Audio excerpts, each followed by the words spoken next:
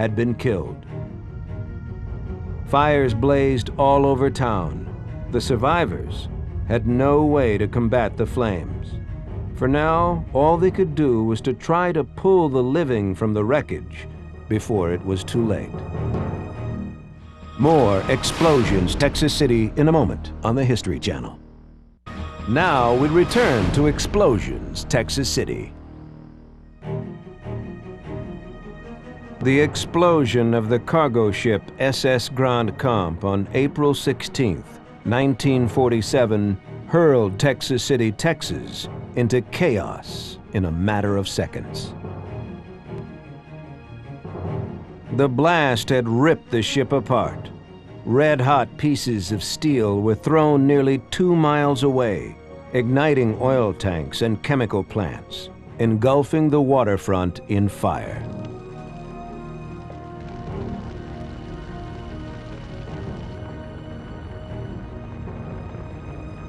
Harmless cargo became dangerous projectiles. There's big balls of twine. These things are thrown up like a rocket, they're on fire, and they're falling out into the bay. A 150-foot barge called the Longhorn II was thrown out of the harbor and into a parking lot. Radio reports began going out at 9:44 a.m., just half an hour after the explosion. Some of the first broadcasts were pleas for help from the rescuers. You want some ambulance and some doctors down here to help these boys. They're in bad shape, some of them. So send us some help down here and help us out a little bit. Sightseers, stay at home and listen to the radio, and let the men that are down here do the work. Fires raged everywhere, but with most of the town's firefighters dead and their equipment destroyed, Texas City had no way to stop the blazes. As flames danced over the city, men who had not so long ago been on the battlefields of Europe and the Pacific organized search parties to rescue survivors. There were a lot of veterans. People knew how to take charge of things and how to obey orders and when to obey orders. Newsreel crews also mobilized. Relatives and friends besiege officials for word of missing loved ones as blast and flame continue to shatter the stunned town. Texas Governor Jester appeals for all possible aid, and General Jonathan Wainwright, hero of Bataan and commander of the 4th Army area, directs military rescue workers. Worried about her family, Lucy Garcia, who had been in a high school bookkeeping exam, headed toward the burning waterfront. I was passing all these people screaming, "Don't go there, don't go there." Because it was just like a war, that's what it was. You're just so flabbergasted, it's awesome to see all these people. And I said, my goodness, what has happened? Look at all these dead bodies. As men searched through the rubble of what used to be the Texas City Terminal Railroad building, Joyce Couch lay pinned under a support beam in her office. She had been calling out for 3 hours, but no one had heard her. I prayed to both the Lord and Blessed Mother in my act of contrition. Then I asked the Lord, if I can't get out, please let me die in peace and not lay here any longer. And at that time, I heard my dad call my name. He helped pull her from the wreckage. She was badly wounded. Texas City didn't have a hospital, so Joyce faced a 10-mile trip to Galveston if she was going to survive. The makeshift aid stations that were being set up in Texas City were no match for the number of wounded pouring in. But help arrived quickly. It was just amazing how fast people doctors from Baytown, doctors from Houston, fire trucks, medications, bandages, the Red Cross was there. By 10:30 a.m., less than 2 hours after the explosion, Galveston Red Cross workers had set up field stations. They needed thousands of bandages. Blood banks were running low. Water was hard to come by. Meanwhile, rescuers were digging through the ruins of building after building in hopes of finding survivors. The carnage left by the blast was shocking, even to war veterans. We picked up pieces this morning of people. It's unbelievable. Legs, hands, feet. People burned to where they look like a piece of coal in Monsanto Chemical. They didn't have a chance to get out. We also found people underneath flat cars, which the bodies were blown away, and I guess the compact from the explosion blew them underneath the wheels, which had to be lifted with cranes and bulldozers to remove the bodies.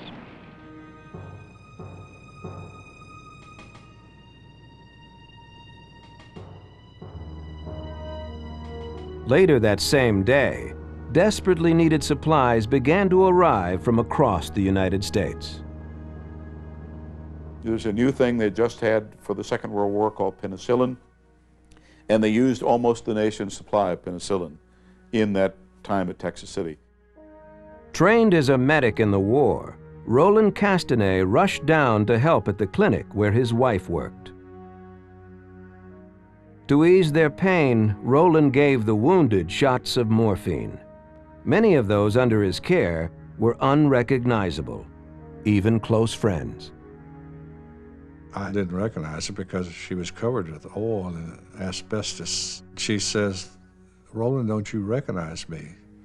And it was Mary Hunter, who we had been going out with. We had been out with that Friday and Saturday night.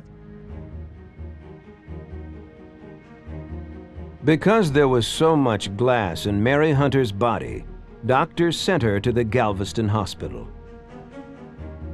On the way over to Galveston then, I heard the young men in the car saying, well, she's going to lose that arm.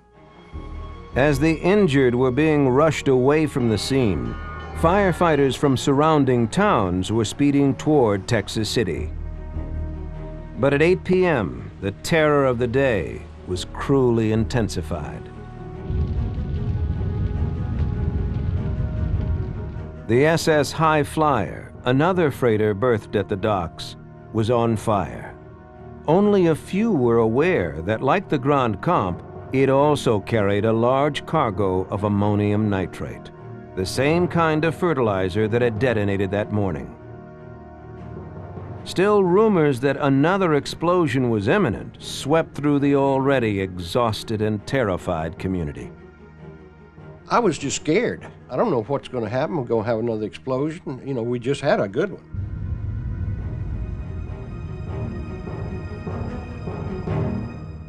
We'll return with Explosions, Texas City, here on the History Channel. Now back with more Explosions, Texas City. Hundreds of Texas City residents lay dead, and thousands more were wounded by a horrific chemical explosion on the morning of April 16, 1947.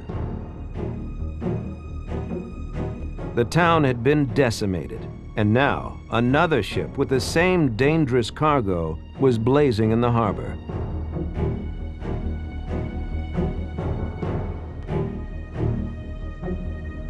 Its engines down for repairs, the SS High Flyer was dead in the water. The blast had sent her slamming into the Wilson B. Keene. Another freighter docked across the slip. Both ships were now hopelessly entangled. The High Flyer's potentially explosive cargo of nearly 1,000 tons of ammonium nitrate made the ship a ticking time bomb. Robert Morris had carried the wounded out of the destroyed Monsanto plant until late that evening. We didn't see nitrate smoke until 7, 8 o'clock that night. And it really wasn't much then, but it was enough to know that it was on fire. I gathered a few people who were still there. I said, let's get out of here. I said, the High Flyer's gonna blow at some point. With all the chaos along the waterfront, not everyone was aware of the danger posed by the burning High Flyer. Rescue people working down near the docks didn't pay much attention to the High Flyer, and it was not until about 8 o'clock that they took cognizance of the fact that the High Flyer was now on fire.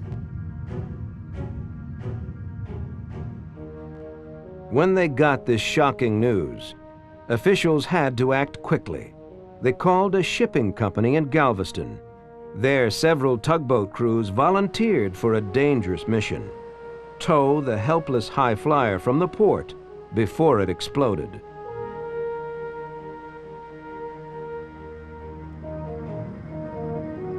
They cast off for Texas City just after 10 p.m.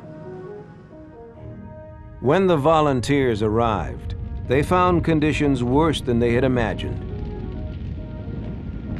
Even approaching the High Flyer would be difficult. The ship was enveloped in dense smoke and noxious fumes, and the heat was so intense it could blister the skin. Despite the danger, crewmen from the tugs climbed aboard the High Flyer. They used acetylene torches to cut the anchor chain, hoping to free the entangled ship. They tried to pull it just directly out by a couple of tugs in tandem and could move it only about 50 feet. It was now 1 a.m., and balls of fire were shooting from the High Flyer's cargo holds. The tugs retreated.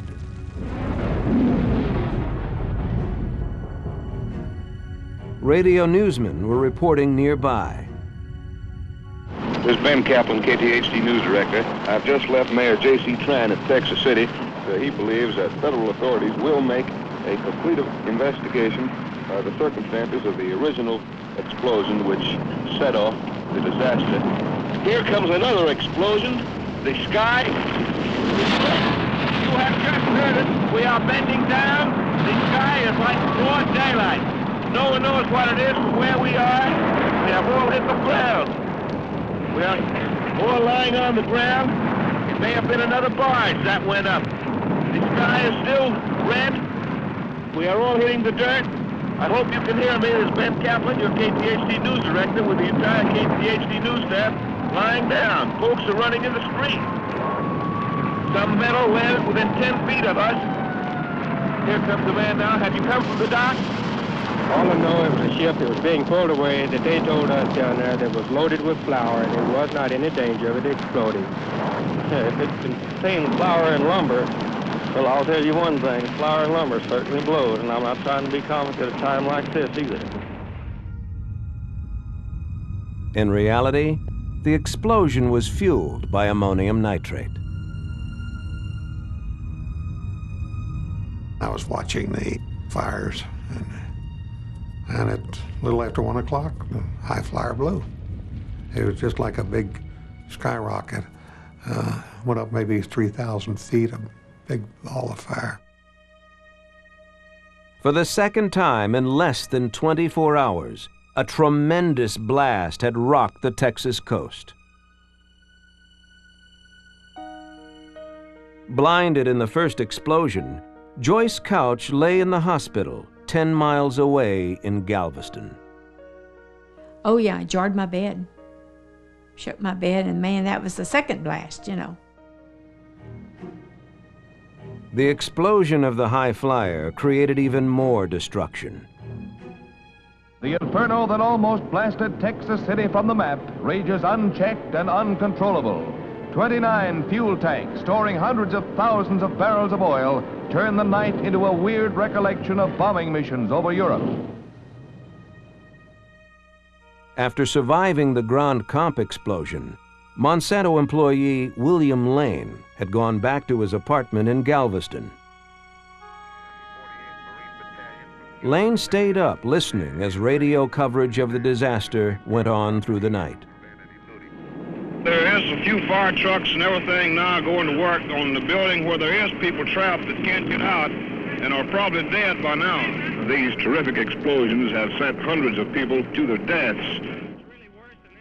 I began to hear the names of friends that I lost. The reaction just set in the next morning.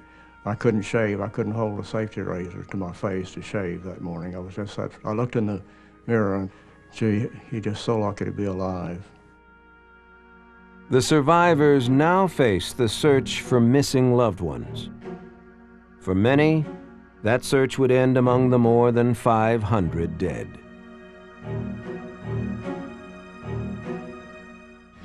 We'll return with the conclusion of Explosions, Texas City. And now the conclusion of Explosions, Texas City. The morning of April 17, 1947, found Texas City, Texas, in even worse shape than it had been the previous day. More than 550 people had been killed. The town had suffered 2 catastrophic explosions, creating devastation seldom seen outside of war.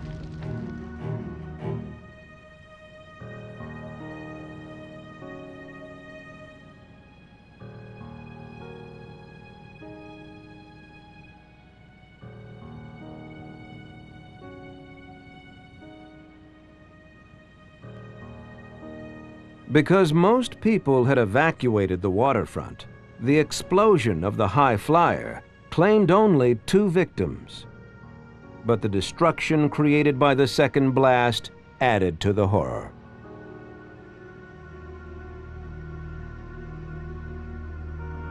Most of the warehouses on the docks were now completely obliterated or were burning down. 1 out of every 3 homes in Texas City had been destroyed.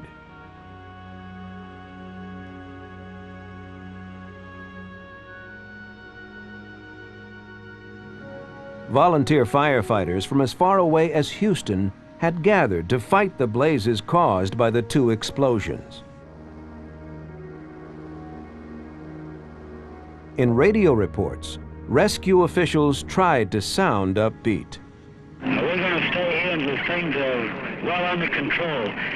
We knocked the fire out to just this side of the grain elevator, and the boys are now working on the docks. We're going to stay over here, and this thing is well under control.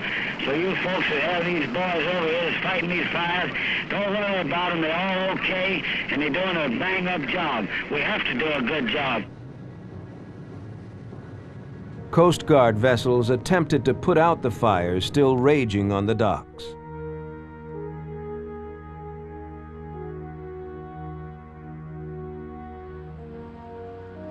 As the second day of the disaster wore on, shell-shocked survivors faced the grim task of collecting and identifying the dead.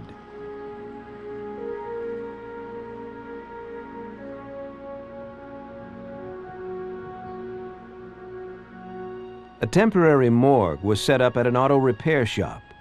When that was full, the dead were taken to the local high school. They were put in the high school gym where I played basketball when I was in high school. And they were lined up in rows, covered neatly. Their personal effects were taken off of them, labeled for that body, and so forth. A list of the identified dead was kept on a chalkboard. Searching the gymnasium was a last resort for desperate Texas City residents.